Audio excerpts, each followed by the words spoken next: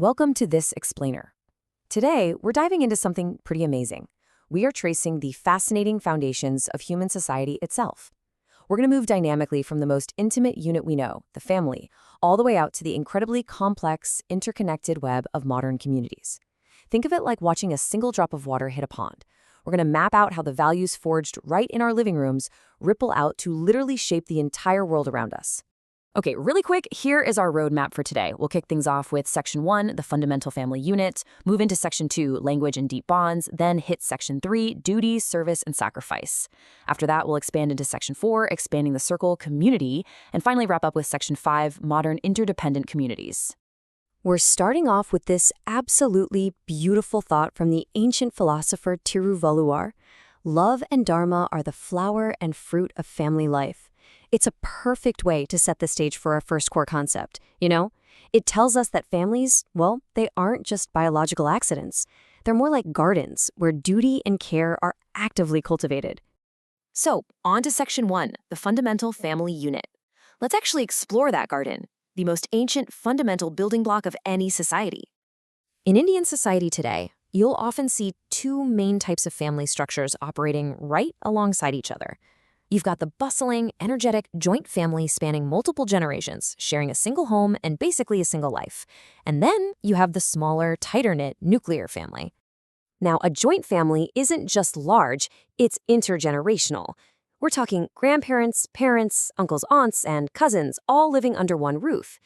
The nuclear family, on the flip side, is limited to a couple and their children, or maybe just one parent and their kids. So the big differentiator here is that generational depth. But here's the thing to remember. Regardless of their size, both of these structures share a foundation built entirely on love, care, and absolute cooperation. Which brings us to Section 2, language and deep bonds. Let's look at how this family foundation gets hardwired into the very language we use to describe our kinship ties. Language reflects what a culture truly values, right? And this linguistic richness absolutely proves how much deep bonds matter.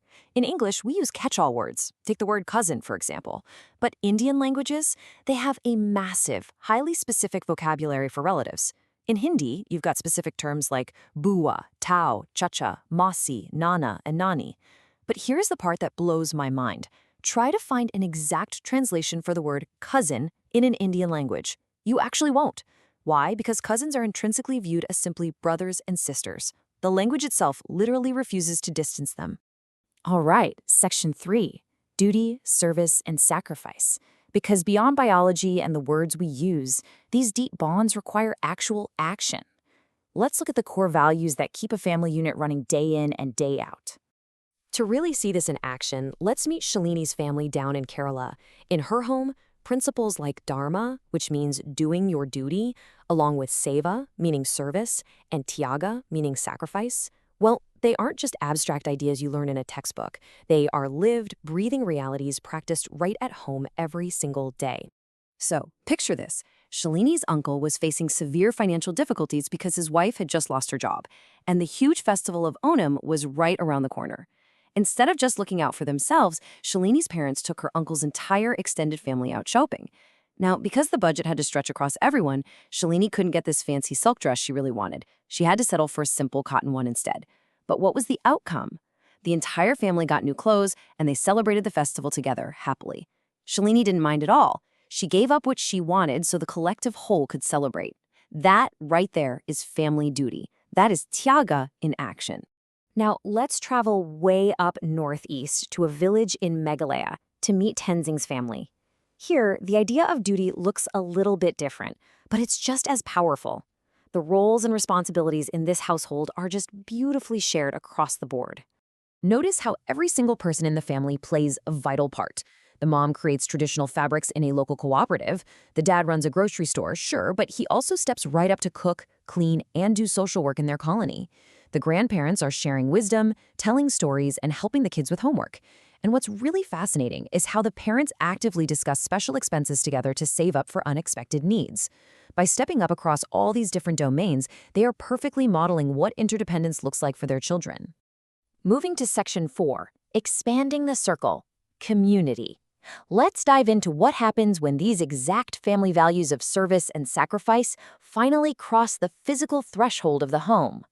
This is where we scale up to the community level.